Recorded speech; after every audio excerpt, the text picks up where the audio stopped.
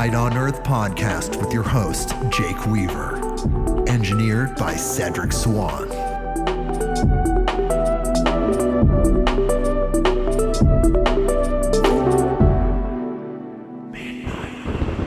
Hey, everybody, we are back with another episode of Midnight on Earth. I'm your host, Jake Weaver, and we are here to bring you more knowledge, more light, and more love. Yet another fantastic guest. As I occasionally say, I work very hard to bring you the best guests with the best information. We have another guest today that falls into that bandwidth. Gregory Ripley is here, and we're going to be talking about his most recent book, which is an amazing new translation of an ancient text called The 100 Remedies of the Tao, Spiritual Wisdom for Interesting Times. So, wow, already you know this is going to be cool. We're going to talk to Gregory in just a second, but first I need you to do something for me. Follow me on Instagram at midnight_on_earth. That is the address. You can follow me there. Spotify, Apple Podcasts, Google Podcasts, wherever you go to get your podcasts, click that button that connects us so you know when we have this information. It's really just information. We're just nodes of information. This incredible information shows up on this podcast. You know about it. And tell a friend, tell someone that you know also that loves these type of podcasts, that loves this information or needs some of this high frequency information that we bring. You know those people, bring them here, midnightonearth.com. Okay, one more thing before we go into our conversation. We're going to read Gregory's bio. So here we go. Gregory Ripley is a Taoist priest in the 22nd generation of the Quanzhen Longmen tradition, as well as a nature and forest therapy guide. He holds a bachelor's degree in Asian studies from the University of Tennessee and a master's degree in acupuncture from Northwestern Health Sciences University. The author of The 100 Remedies of the Tao, Tao of Sustainability, and Voice of the Elders, and more. He lives currently in Golden Valley, Minnesota, and he is here with us today. Hello, Gregory. Hey, Jake. Great to be with you. Oh, thank you for being here. We have not covered the Tao. This is a topic, this is a subject we just have not covered, so I'm super stoked. I'm very honored that you're here. Yeah, great to be here. Well, in one sense, anything you've covered the Tao. So, oh, let's talk about that. What is the Tao? Because we have so many listeners that are young, in the younger age demographic. They're new to this information. They're open to it. They're feeling it. They know there's truth there, but they don't know a lot yet. What would you tell those people about the Tao? What is the Tao? Well, in one sense, the Tao, you could say, is everything. It's everything and it's nothing. It's everything that exists and everything that doesn't exist. It's the universe, or the multiverse, or whatever is out there. And, you know, that whole is beyond naming, beyond knowing, beyond defining. It's a mystery, right? That's one of the names for the Tao in Chinese is Xuan, which means mystery. So in the Tao Te Ching, it says, you know, I do not know its name, therefore I call it the Tao, which means, you know, the way. So it's like the way of the universe, the way everything works. And so, yeah, anything, in one sense, anything and everything in the universe is part of the Tao. So. But people do around the world follow this, not as a religion per se, but morely a spiritual philosophy, a philosophy of being. Yeah, for sure. And, you know, and those categories can get tricky, right? With religion, philosophy, you know, an art of living or a way of being, any of those sorts of things, right? A spiritual path, you know, to me, they're kind of all the same. I kind of look at them in the same way. if we wanted, sometimes people want to only define religion as something with, a creator or a higher power that's like a personified God. And so in that sense, we wouldn't typically think of Taoism as a religion, but then I tend to look at it as a way of practicing. So you could practice in a more religious sort of a way, or you could practice in a more philosophical and or spiritual way, just depending on how you want to approach things and how you want to integrate it into your own life. So yes, and that does seem to be a part of it, is that intuition, following the inner voice, the inner guidance is a huge part of this, because that in itself is the way, the flow of the universe. Yeah, for sure. Everybody is going to approach it differently, and everybody is going to find something different that they need. Within the teachings of Taoism, you'll find what you need in one way or another. So. And just very briefly, where did Taoism originate? You're saying China. How old is it? Where did it begin? Well, what we can for sure say are like the beginnings of Taoism as an organized kind of religion would be in the like 2nd century. But of course, the Tao Te Ching is much older than that. So if we want to consider the Tao Te Ching as being like the roots of Taoism, then you'd be talking back into the BC, say 4th or 5th century, somewhere in there.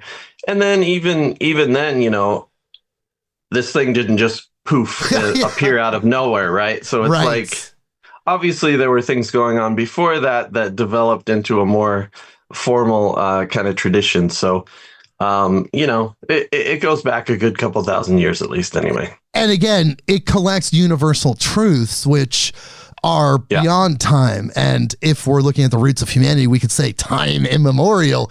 It's just at that time in human history, these concepts, these ideas, which were already in practice, seem to coalesce and kind of form this idea of Taoism.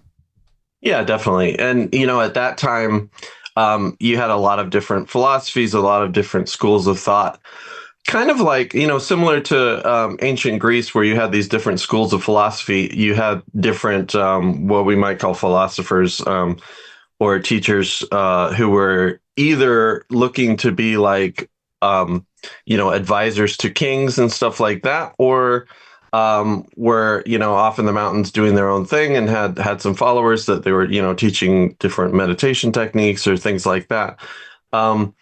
And so a lot of these different schools of thought talked about Tao as in like their way of doing things, or their way of practicing, their way of living.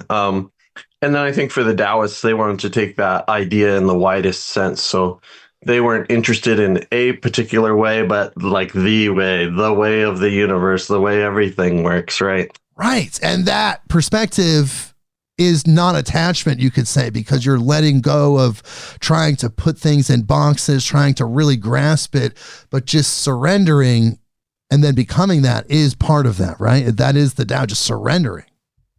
Yeah, there's definitely an aspect to that, both, letting go of a lot of our own distinctions and judgments that we make that are based on, our own kind of self-centered or egoic ideas, right? And finding common ground with all of life. And just broadening our perspective. When we get really self-centered, our world just becomes that much smaller, right? And we want to keep enlarging our world until it's, maybe we can experience it as synonymous with the entire world or the universe or beyond, so. Yes. And in your book, you talk about how it's really beyond words, what we're trying to do, that just talking about it, we can kind of grasp a little bit of it. But when you're in it, when you're experiencing it, it's indescribable, but that it's there, and that is the true reality. Everything else is kind of just like layered on top of it. Whether it has a true form or function, I guess it has yet to be determined, but it does seem like that is the core essence of being. Yeah, it's like on the one hand, we can think of it as, like you were saying, kind of as an experience almost, or like as a, we can have an experience in meditation that we can't really put into words, and we can try to describe it, but it's, we can never do it justice. And then on the more practical, mundane side of things, we can have traditions and culture and things that build up around these teachings that are hoping to lead us to that, right? And so then we end up with traditions like Taoism, Buddhism, what have you. But the thing that we're ultimately aiming for, or aiming to experience, or embody, or all of those things is ultimately beyond all those distinctions, Absolutely. It's absolutely, because you're really in a higher frequency at that point. That is an astral experience, you could say. But there were people writing about these feelings they were having. People were having revelations. They were having inspirational thoughts that led to them capturing them in a book form. And you found one of these books in all of your studies that you felt really attached to, or at least connected to, called the Bai Yao Lu. Now, how did you find this book? Because this is a translation of this ancient book, this book that you have now. How did you find this original text? Yeah, actually, there's a Taoist studies professor named Dr. Livia Cohn, who I actually published an earlier book with her, and so I never worked with her when I was in school per se, but then we've connected since in the years since, and she has she's published so many books. She's like really in a lot of ways, kind of the modern foundation of Taoist studies in the West, or certainly she's the OG, huh? She is. She really is. But anyway, so she has a collection of translations of precepts texts, which is what this is what this is from. That had just a big collection, a lot of these texts in it, and that's where I originally came across it. As far as I know, she's the only other person that's translated it, and she probably translated it 20 years ago or something. I'm not sure how long ago, but so I always really liked the text, and I always thought it was just very approachable.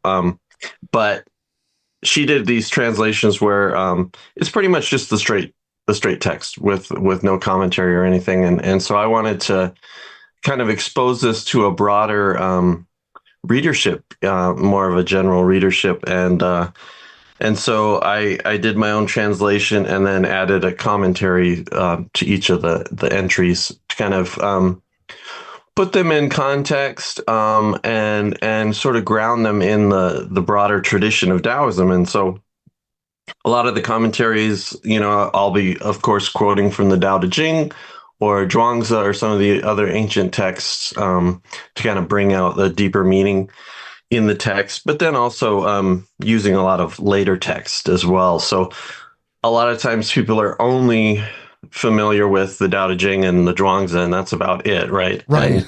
And every day there's a new translation of the Tao Te Ching out there available. We may have enough now. I don't know. It seems like we might have enough. I think we're okay.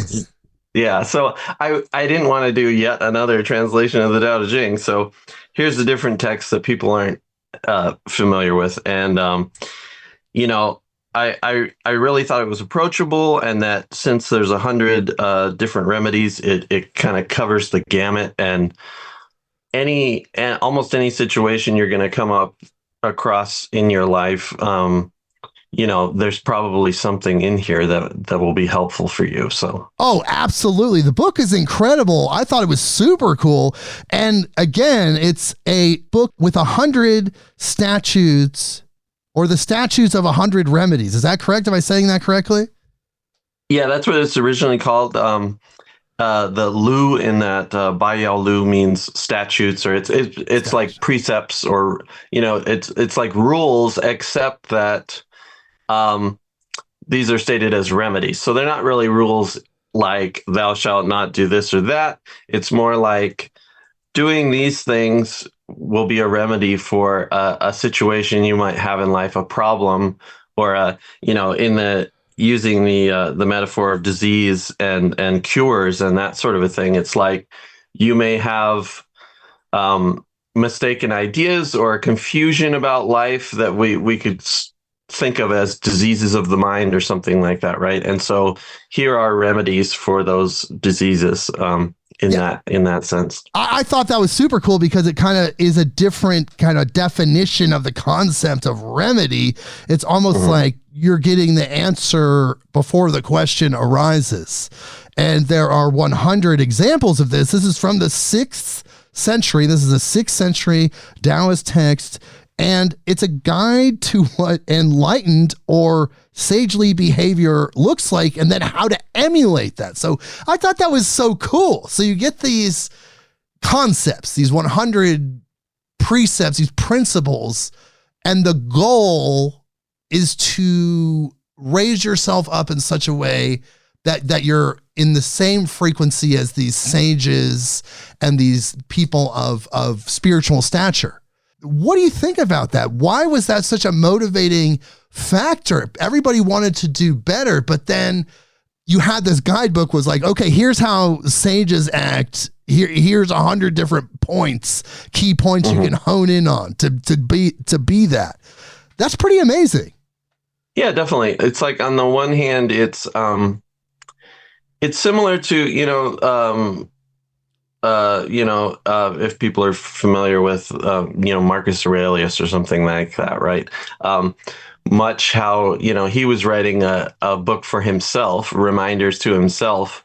In a lot of ways, these you can think of in a similar way. So, or another way to think about them is like mindfulness verses from like Thich Nhat Hanh or somebody like that, right? In the Buddhist tradition, where these are reminders, of so often when we talk about Taoism, people want to focus on the whole go with the flow thing, and which is great, and we want to do that ultimately, but we can't just right now just be like, I'm just going to do whatever I want, and that's going with the flow. It's like, no, that you've got your own ideas of and you're just wanting to do whatever you want. So we can't act selfishly in a way that we are just going to say, oh, I'm just going with the flow. We have to kind of learn about the big picture and what the flow of life really is, how things really work, in order to adapt ourselves or adjust our lives in order to flow with that greater flow. And so if we look at great spiritual sages from any tradition really, but of course in this case we're focusing on Taoists, that we know when we recognize wisdom and better ways of living and better ways of being. And so, until those become natural to us, we can emulate, the actions and the behaviors of wiser people than ourselves. Now, I think that's great advice. Obviously, it's almost kingly saint advice. It's coming from these very high frequency people. And it's helping people stay in balance. That's the other thing too. It's like you're saying, like you get these concepts starting to integrate, but then the ego kind of feeds in a little bit, says, oh, you don't have to do this. You're just about, this is a guidebook, you could say, to keep things in balance. So when people read it and they understand it, they could say, oh, I'm off course a little bit over here. Let me bring this into balance, as you could say. So was this distributed to people publicly, or was this only available to certain classes? And then do we know who wrote this exactly? We don't know who wrote it precisely. We know kind of, we can look at what temples and monasteries were around at the time and kind of make some guesses of like what communities they came out of and that sort of thing. This wouldn't have, at the time, probably wouldn't have been widely distributed. Later on, they came up with what they sometimes call morality books, that they even still print. They'll have these free little books that they'll just hand out at temples and stuff for lay people. And they'll be similar in that they're focused on, ethical teachings and how to live your life and that kind of a thing. But in the earlier days of Taoism, there was an interesting kind of dichotomy between what was public and what was kind of more esoteric or more secret. And it wasn't necessarily secret in the sense of like, well, actually, it was kind of, they had some traditions and lineages early on that, there would be some new revelation, new texts would come out and new teachings. And for several generations, they might have only been passed down to, one or two people in each generation. And then eventually they would become more widely disseminated. Kind of similar to, I know there's some Buddhist traditions that are kind of like this. They have like the Terma tradition in Tibetan Buddhism where there's people find teachings that have been hidden away, or they have, their own new revelations of teachings that they'll share. And often they will just keep them kind of close to the vest, so to speak, for a generation or two, and then a time will come when they could become more widely distributed, and so it was kind of that way in medieval Taoism.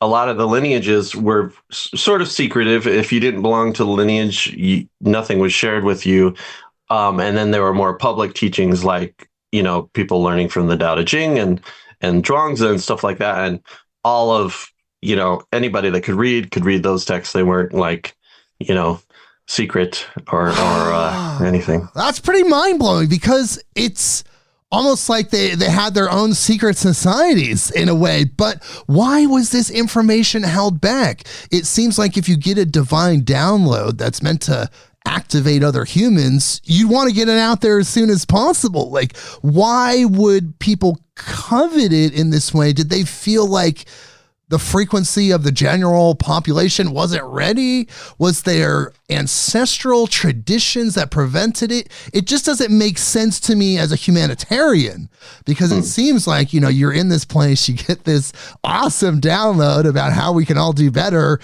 You want to share it. So why did they do that?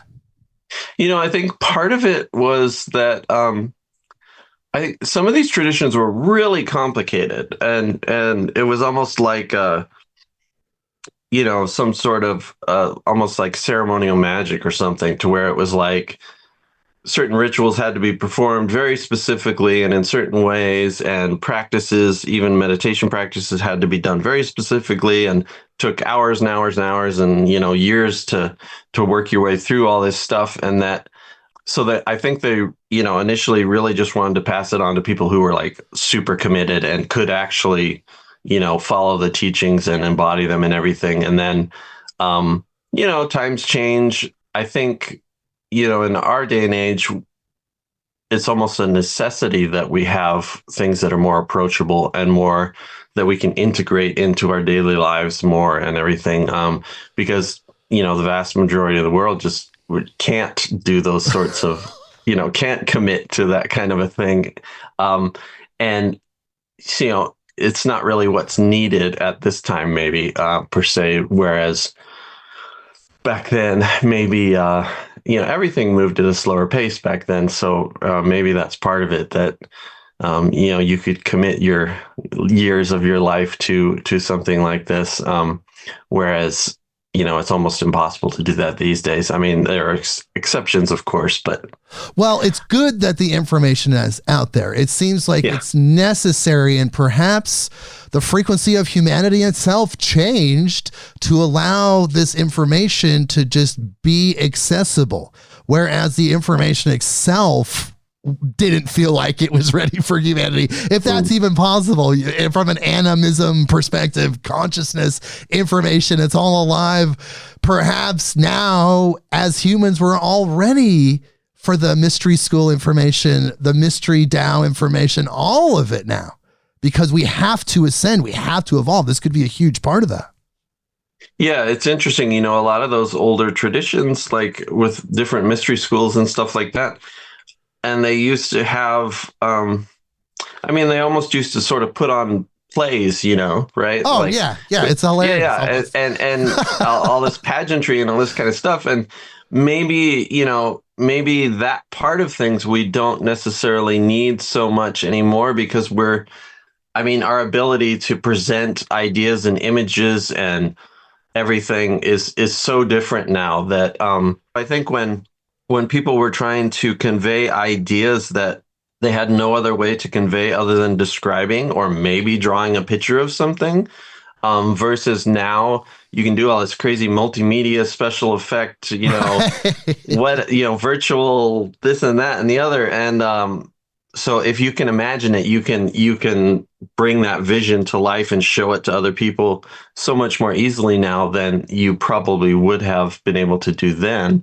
People used to have to build up these very detailed and precise images in their imagination, which would take, of course, hours and hours and tons of practice to do. And maybe, you know, it's almost a shortcut. And in some ways, it's maybe not the best thing for our brains that we can externally do this now, and see it. But at the same time, when we see that image, you know, once even, it's almost like it's seared in there. It's like then it becomes that much easier to picture, right? Yes. We see the image and we're like, oh yeah, wow, look at that, and then you can remember it, imagine it again, versus trying to build up this image solely in your mind, with no context. Yeah, with no context, no frame of reference. It does give us a frame of reference. And with time speeding up itself, it seems everything is accelerating. That, like you were saying, that time to unlock the information via pageantry and such, we just don't have that anymore. And it's nothing negative. It's just part of the universal process. And we're just a different type of human now, and that's okay. And this universal wisdom, though, the truths found in these places still apply.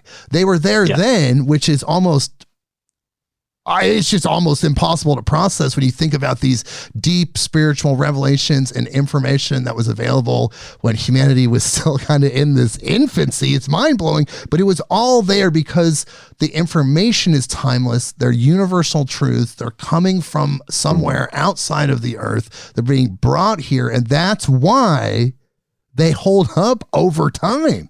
And you translated this. So how did you translate this? And what was the process for that? Well, I mean, I took it one at a time, of course. It was,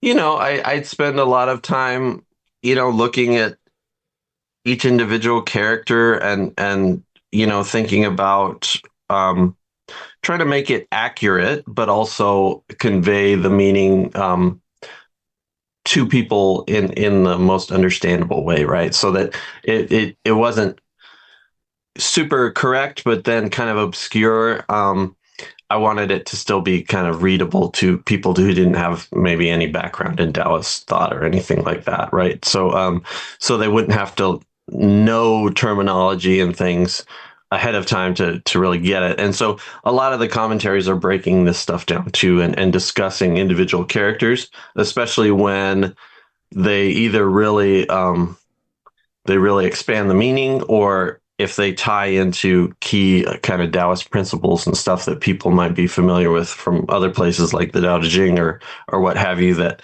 then kind of tie it into the tradition and tie it all together. Yeah. Has the language changed though from the 6th century to now? I mean, did you really have to reverse engineer some of those characters?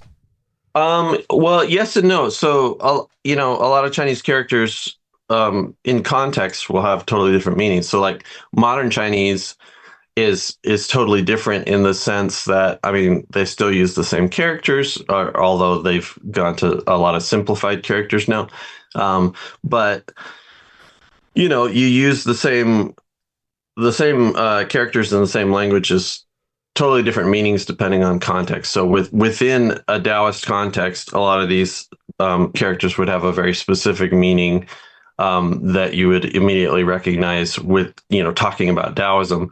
If somebody is a modern Chinese reader and they know nothing about Taoism, then it might be almost harder than if you're just approaching it from a Taoist lens, right? So, and of course, a lot of these characters, just like words in English that have multiple meanings, and we even have those words that, like, depending on the context, can have an opposite meaning, right? And of course, yes, yeah, there's all that kind of stuff, and then there's slang and all that. But so, in some senses, it's simpler to find the meaning of some of these characters in the Taoist context, because you're not going to have to go way out there. On the other hand, pronunciation has changed greatly in that time and stuff, and we don't always know what stuff sounded like way back when, but we know what it sounds like now, and what the living tradition does with the characters. So okay, yeah. So you said there's one other translation. How does your translation differ? Do you feel like it's closer to the original text, or what do you think about that? Oh, I don't know that it's necessarily closer or more accurate. I wouldn't try to compete with her chops any day. But I think it's maybe just, it's more approachable in the sense of the way I've written the commentary and kind of tried to make it more applicable to everybody's daily lives and experiences that everybody has.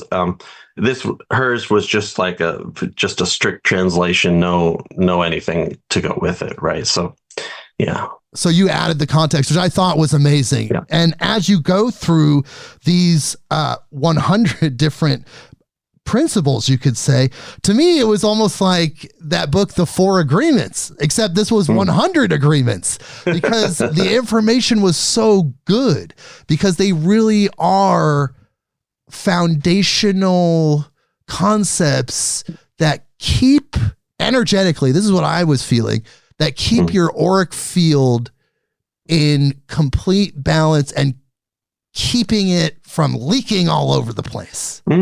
Because each one of those described a situation that might cause disharmony, cause some sort of strife or confusion, and energetically just causing a whole lot of distortion and leakage and loss.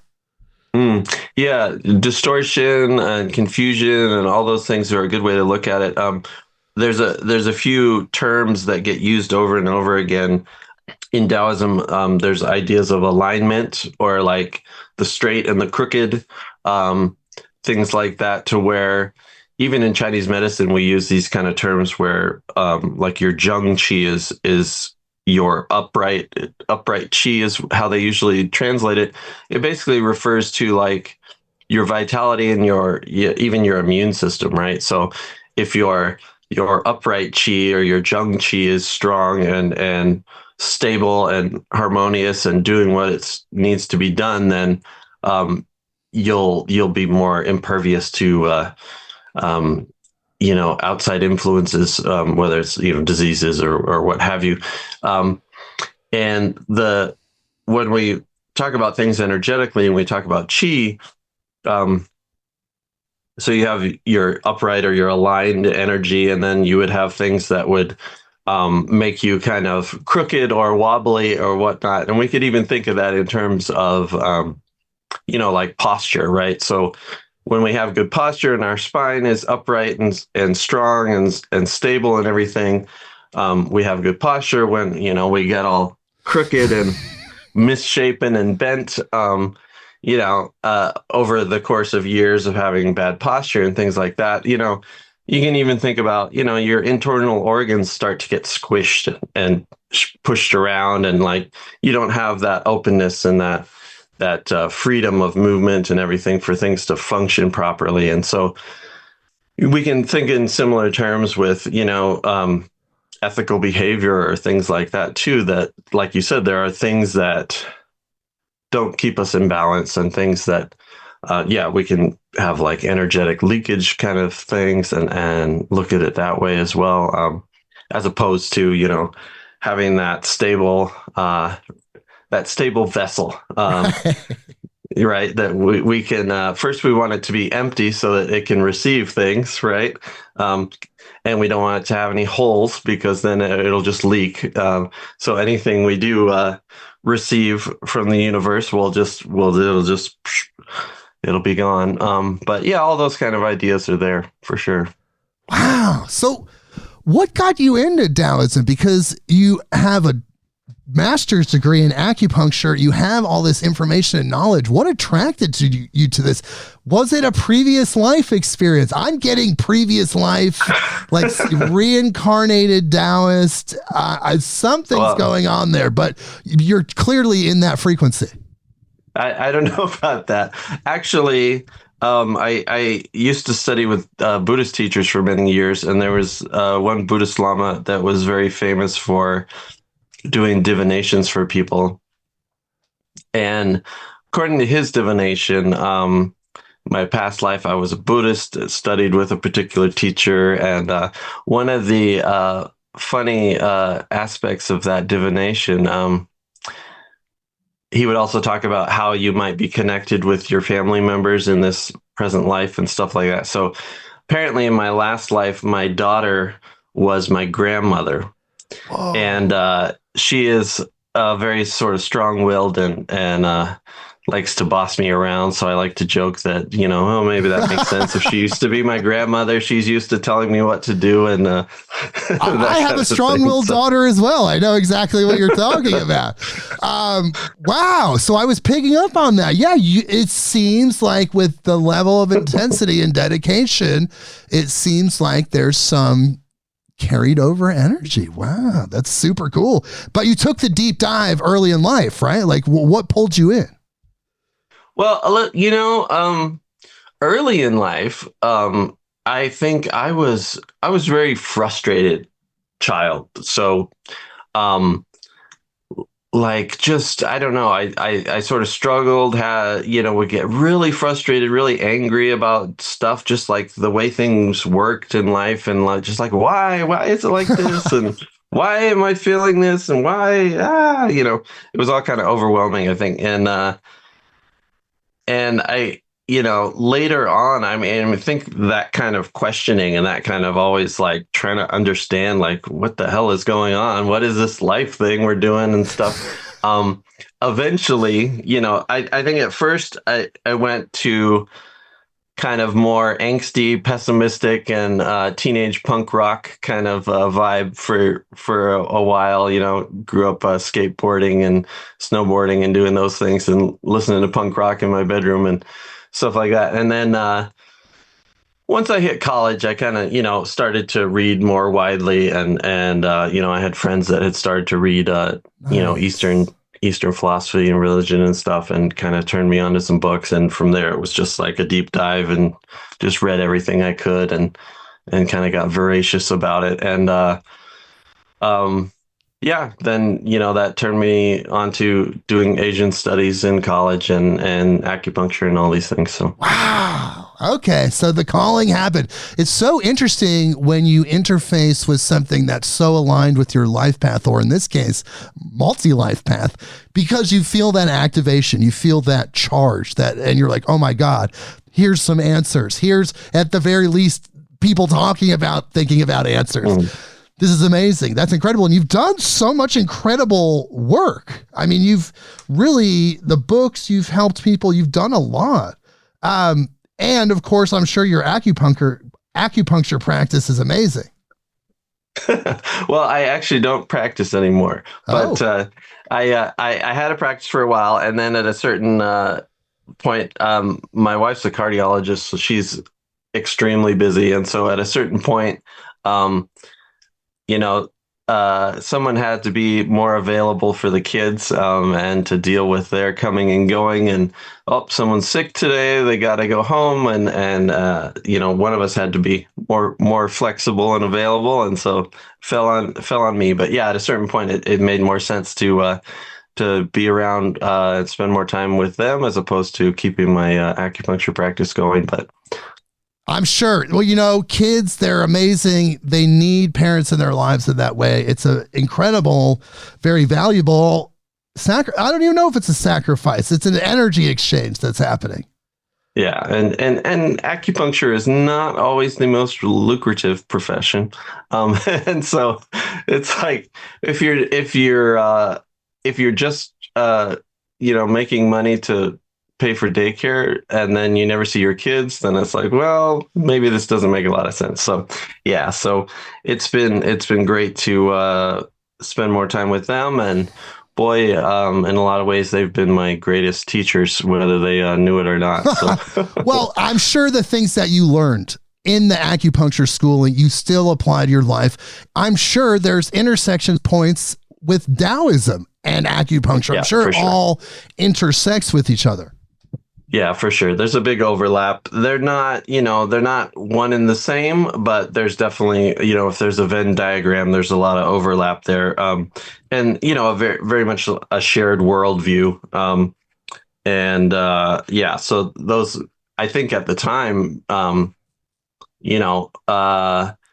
like in college, it was like, oh, am I going to stay in college, do grad school, all that kind of stuff and teach? And it's like, no. So I went in a different direction, got into organic farming and those types of things. And then when I knew I wasn't going to do that forever and was ready to go back to school, make a change for something different, that's when I came back around to acupuncture, which I had thought about doing before, but there wasn't really, I couldn't really study at the time. There weren't really Taoist teachers around to study with. Back in those days, there were, people doing Tai Chi and Qigong and stuff like that. And maybe they teach a bit about Taoism, but it wasn't really, presented from the living tradition in a kind of more authentic way. And so, studying Chinese medicine and acupuncture was a way to be in that world without having that formal training, but something similar, like you said, it's very similar, a lot of shared worldview and everything. Right. And then later on, when I found teachers to study with, and there we go. Well, it's an amazing philosophy, mindset, whatever you want to call it. Again, the book itself, while it is kind of addressing these 100 paths that people could take, it really touches on every core concept in Taoism. As you read the book, the descriptions and everything, you're really helping to educate people in just the Tao itself with this book. Yeah, great. Well, I certainly hope so. And yeah, I mean, the so far the reception has been really positive, so I've been happy about that.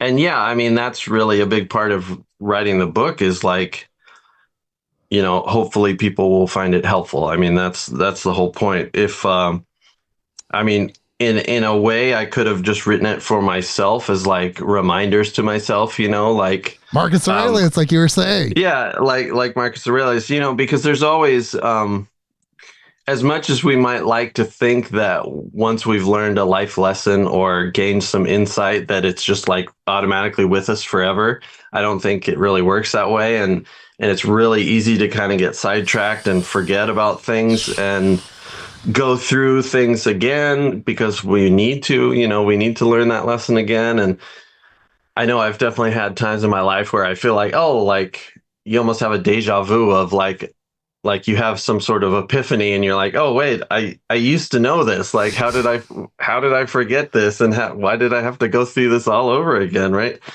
And so, when we have reminders sort of built into our lives about things we value, that really helps us, I think, maintain that progress that we make and not have to keep repeating lessons over and over again. But life happens. We get sidetracked. We have a long and winding road instead of a nice, flat, straight path. And that's life. Right? It is the human experience. And what you're talking about as you talked about in your book, is the receding in wisdom concept, where if you're not focused, that you do start to recede in wisdom. You have to stay on top of it. It's nothing personal to yourself. It's just part of the human experience, the biology. In order to retain data and stay in that frequency, you have to keep these energetic affirmations going and read these things over and over. You even mentioned in your book that you recommend that people read the book several times and just actually read it slowly and contemplate each point, because it's so dense and there's so much information there. Yeah, I think so. I think people will get a lot more out of it if, they can even take each remedy and just, each one with the commentary is just, between, say, 1 to, I think some of the longer ones might be like 3 or 4 pages at the longest. So, if you read one every day and just took that to ponder for that day, contemplate that one thought or one idea, I think you'll get a lot more out of it than if you're just plowing straight through. This would be advice to myself as well, because I have the tendency with books like this or books about, spirituality or whatever to want to just plow through them. But if you take a slower, kind of more contemplative read, treat it like a daily reader kind of thing, I think you'll definitely get more out of it. And there's a saying in meditation practice, in what they call internal alchemy in Taoism, often this tradition of Neidan, that it takes 100 days to build the foundation. And so you could, spend 100 days reading this, and then that way you'll be kind of grounded in the tradition, and let all these ideas start to percolate in there. And then, after, you could then start back at the beginning again.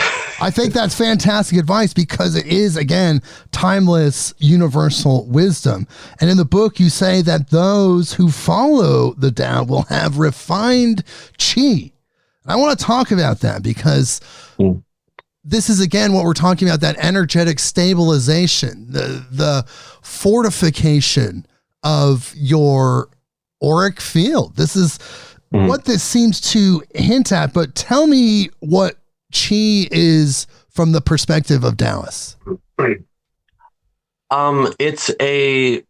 a lot of ways, it's sort of a general term, like we use energy in English. We can mean so many different things by saying energy, and qi is kind of similar. In some contexts, it can refer to like the weather, right? That would be like sky qi, right?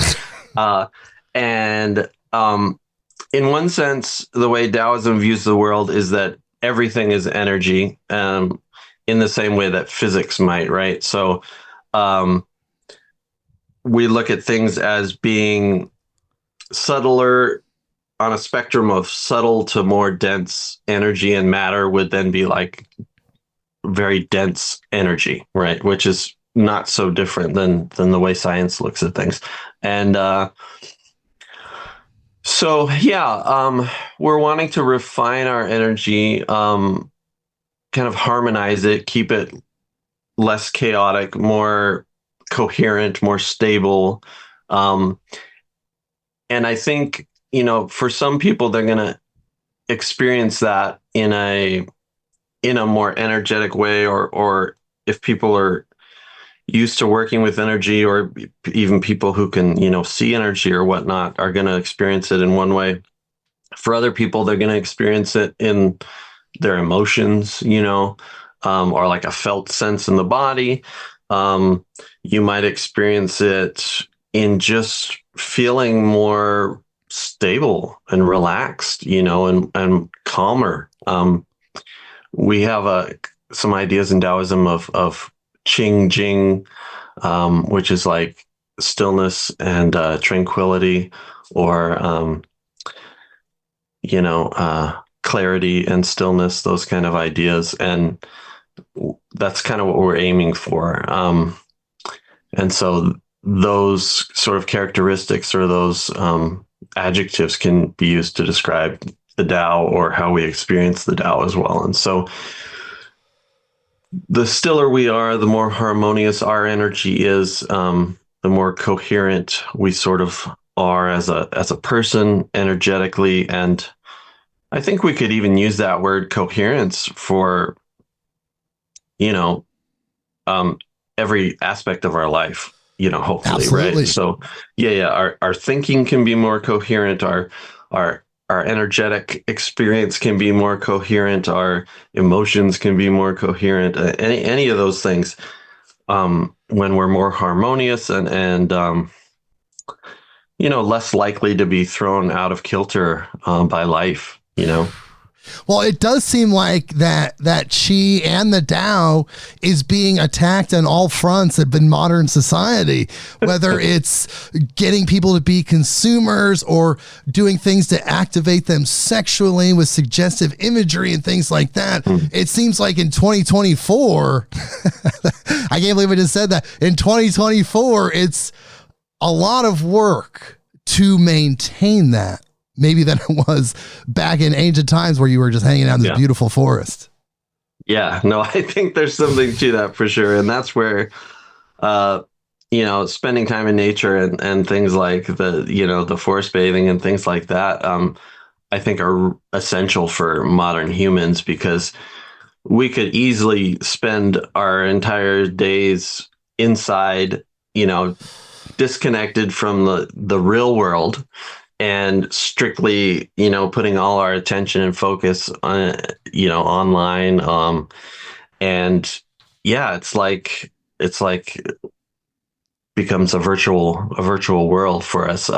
But we didn't evolve in that virtual world, right? We evolved within the context of nature, and we are interrelated with nature. And so just like you can't take a plant and remove it from all the conditions that it's adapted to, you can't really do that with humans either. I mean, they may survive, but they're certainly not going to thrive, kind of thing. No, I mean, it's not our natural state. Obviously, evolution is happening, but it seems we are out of balance, and that, as you said in your book, seems to be the root of a lot of our problems emotionally and physically. And that was like a primary motivator for you when you realize that, is this disconnection from nature and the effect that has on us.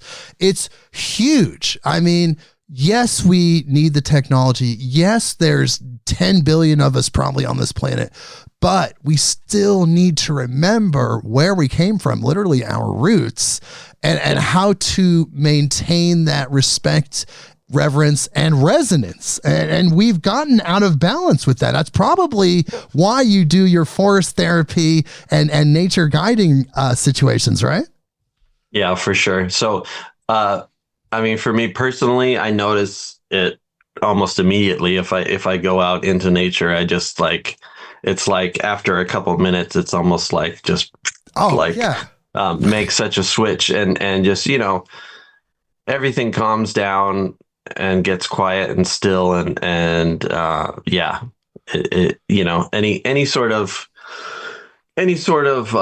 stress or anxiety or whatever I'm feeling, just, and it creeps up on you subconsciously. I think in our daily lives, we're busy doing stuff, and we don't even notice that we're, rushing around and all tensed up and all this and stressed out, until we get somewhere where we're getting that feedback from the natural world, in all sorts of different ways, right? Energetically, like chemically, the sights, the sounds, everything is affecting us. And, when we're just sitting in four walls, staring at these blank walls, we're not getting that. We're not getting all that feedback and all that input, and that regulation, that comes with being immersed in nature. Our systems, our bodily systems of all different sorts, have evolved to be regulated by being in contact and in relationship with all these different beings and sights and sounds and everything else. So, and that's why you do the nature and forest guiding that you do. Yeah, I think, when I was practicing acupuncture, I thought, a lot of a lot of people's health issues have to do with, being out of balance and living kind of unnatural lifestyles and all these things. And so, that's why I wrote my earlier book, The Tao of Sustainability, was trying to give people tools for kind of getting back in touch with nature, and also, thinking in terms of climate change and stuff, right? I mean, if you talk about doing unnatural things, it's like on a daily basis, we're doing things that are throwing the planet out of kilter here. And so whether it's within our own lives or within the life of the planet, we've got to, find some balance and harmony again. Well, again, like you said, there's a biological reaction when we get in nature. Not only are we starting to resonate with the spirit of the planet, we're resonating with all the life that's around us, and it's activating our cellular memory, our ancestral memory. All of these things are happening, and your body's releasing serotonin. It's releasing dopamine. It's so happy to be in its natural state because the body itself, of course, is alive. It has its own consciousness. I have a feeling it actually would prefer to be outside as much as possible, but we've lost touch with that. So how does that relate to Taoism, though? Well, in the grandest sense, Taoism is about being part of that system. And a lot of the ideas and wisdom within Taoism have come from just observing the natural world and being a part of the natural world, right? And so it's, like you say, it's something that used to be kind of universal, whether we're thinking of just different indigenous wisdom, and being in relationship with the plants and knowing all the herbs and knowing how they affect us and all that kind of thing, versus what we have now, where we have what they call plant blindness, where people have lost the ability to even differentiate between plants. You look out the window, you just see green and you're like, oh, it's a bunch of plants. Then I can't even tell them apart, right? But it turns out, thinking about how we've evolved in relationship with nature, that, the light spectrum that the human eye can see, green is right there in the middle, and green is where we have the greatest ability to distinguish between different shades of green. And that's because, we evolved in the forests, in the greenery, in the natural world. And we used to need to distinguish between all these different shades of green for sustenance, or to know what was poisonous, what was healthy to eat, what was useful in, a million different ways. And, when we separate ourselves from nature, we lose all that, right? All that ancestral knowledge and wisdom that we had for millennia. And then it's so tough because every generation, if stuff like that doesn't get passed on, it's like we have to rediscover it, right? And so, think about how much time we waste looking for the newest drug or the newest this or that, when somebody in our ancestry probably knew what the remedy for a particular ailment was, and they could have just told us, but we lost all that. We had to rediscover it through chemistry. We had to rediscover it through psychological practices. Whereas the ancients, the humans, they knew because they were operating at a different frequency. They were intuiting a lot, like you're saying, even the Tao itself is about intuition. That they were intuiting this higher knowledge. They were interacting with plant spirits who were giving them the knowledge of how to heal. It's part of our process. We just happen to be here right now in 2024 as humans, watching this, observing this, but knowing that the Tao itself is eternal. The Tao itself is a universal law. It is the universe. It is loss. And that is moving forward towards life, towards love. Would you agree that even with the strife, the wildness of this world right now, the Tao says we're moving to love? Yeah, I think about it a lot in terms of, if we wanted to have, life, think about life with a capital L kind of a thing, that catalyst, that impetus, like you said, that's moving forward, that's, powering evolution and all these things, that just wants to carry on and keep going. There's an idea in Taoism we call yang sheng, which is means, nurturing life or something like that. And often we use the term to apply to exercises like qigong and stuff like that. So longevity exercises are things that are good for you, things that nurture your life. And but if we think of it in the widest sense, then yeah, it's that kind of idea of like, how can we be on the side of life versus the side of death, right? Like how can we be loving and nurturing and helping things grow and prosper and all of that versus, people who are looking to make a buck by destroying things, right? Yes. Yeah. Well, here's the thing, and tell me if you agree with this, that life is for expansion and fuller expression. Life wants to be loved. Life wants to grow. It wants us to grow. So therefore, that's where we're going as humans. We will get to that place where we are all living with the Tao and living the way. Do you believe that? Well, I certainly hope so. Yeah, but I think, even when, we live in such an interesting time because we're so aware of what's happening on the entire planet, things can seem more catastrophic, I think, day to day than they actually are in the grand scheme of things, in the grand scheme of, the history of humanity or whatever. For the most part, most people are just living their lives and doing their thing and are in many ways better off than, overall than they ever have been. And in other senses, we have the capability to be more destructive more quickly, like on a grander scale, I think.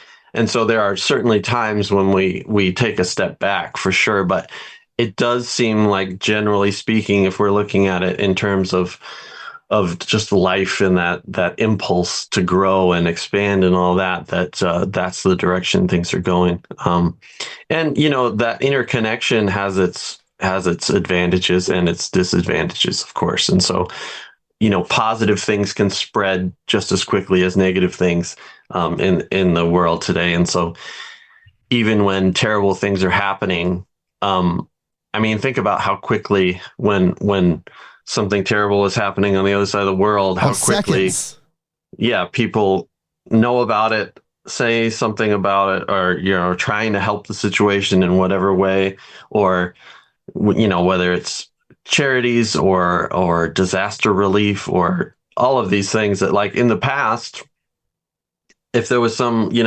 big earthquake on the other side of the planet and, everything collapsed and thousands of people were killed, you wouldn't even know about it, right? You either never would know about it because there was no communication, or you would hear about it, weeks or months later or something like that. And now we know about these things like instantly. And so we're used to that speed.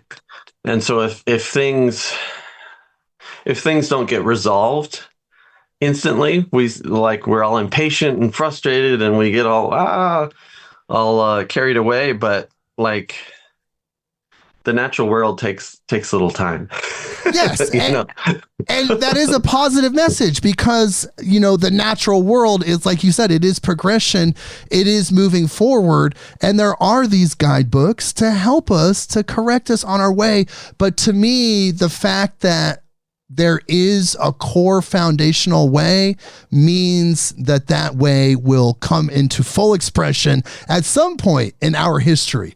Like you said, it's better than it ever has been. In a grander sense, we're going to go even higher and farther than we've ever went before as humans, I believe.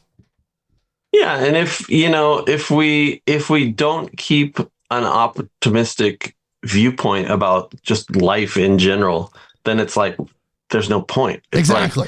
Like what the hell are you doing here if you're going to complain, right?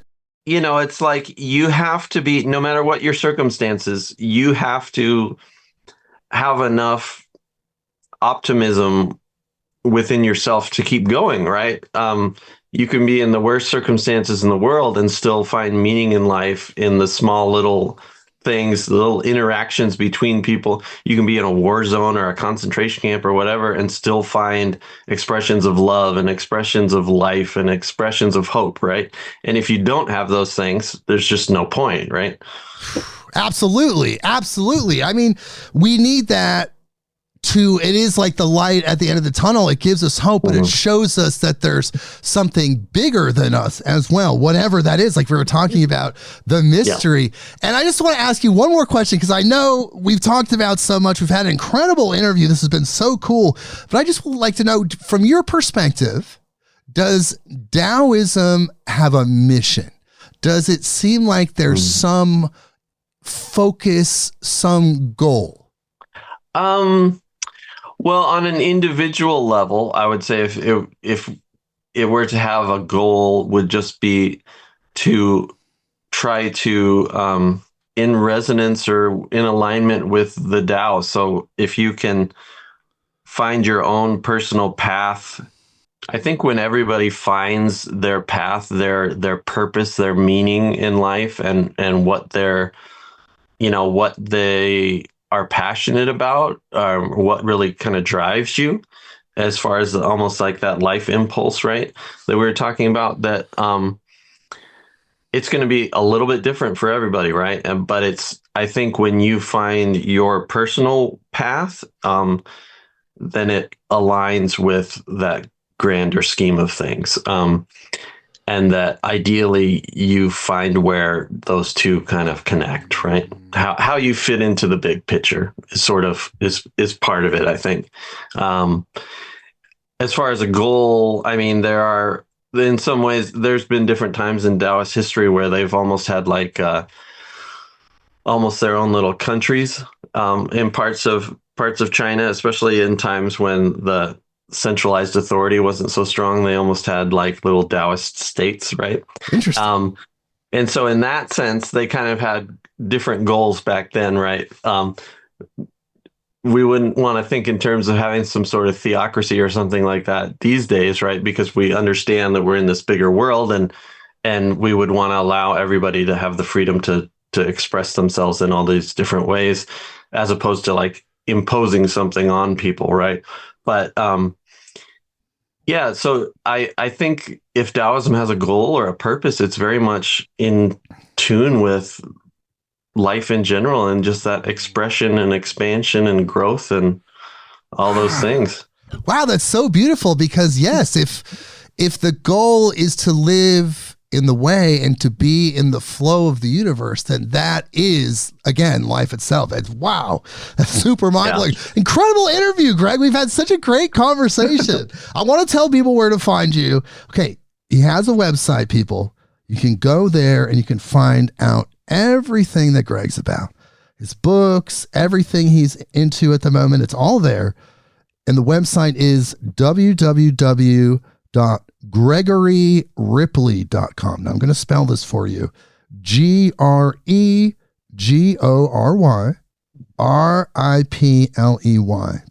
GregoryRipley.com.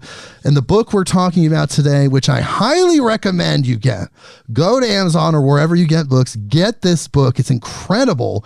The 100 Remedies of the Tao, Spiritual Wisdom for Interesting Times. And he has other books, Primal Energy, an Introduction to Qigong, which we're going to have you back on the show, because I haven't had anybody tell me about Qigong yet. So I need to have you back at some point. We're going to talk about that. He also has, like he said, the Tao of Sustainability, and he has a fiction book, Voice of the Elders, which kind of encapsulates these concepts, all available anywhere you can get books. And Gregory, again, incredible conversation. Is there anything else you would like to leave our audience with before we go? Yeah, I don't know, other than just take care of each other. We're all in this together, and we've got to figure out how to do it together. And we can do it together. That's the thing. We have the power. We have the potential. We can do it. Do you believe that, Greg? We can do it, right? Yeah, for sure. Team humanity, team human. We can do this. There we go. The human family. Yes, exactly. Okay. Well, thank you so much, man. What an incredible conversation. Thank you for being here. Yeah, my pleasure. Thanks for having me. All right. Well, please hold through the outro music. Again, everyone, GregoryRipley.com. The book's available on Amazon or wherever you get books. Check it out. Check out this translation. It's amazing. We will see you next week. Midnight on Earth.